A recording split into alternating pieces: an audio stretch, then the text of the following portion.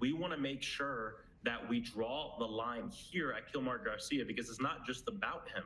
It's about the fact that in the Oval Office, Donald Trump brought up that he wants to do the same thing to quote unquote homegrowns, homegrowns being U.S. citizens, a complete violation of our Constitution. I don't want to wait till it gets to that point. The reason I'm here as a Congress representing Orlando, Florida, is because I've received hundreds and hundreds of calls and emails and mail from my constituents. I represent a lot of immigrants. I represent a lot of people who see themselves represented in this situation. They're saying, Congressman, do what you can now, because it's him today and it can be one of us tomorrow.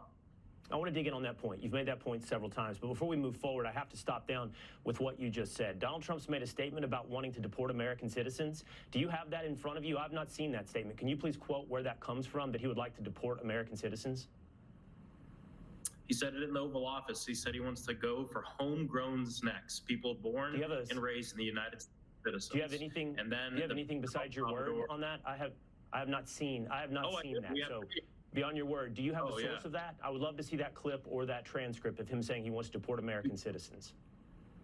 There is a clip online. I encourage people to just Google Donald Trump homegrown, deporting homegrown criminals. It is something he said in the Oval Office.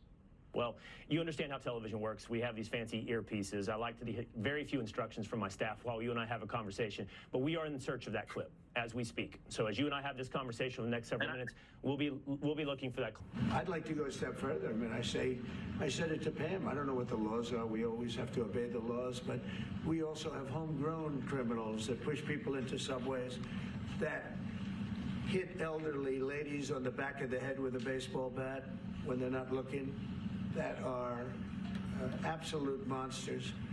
I'd like to include them in the group of people to get them out of the country.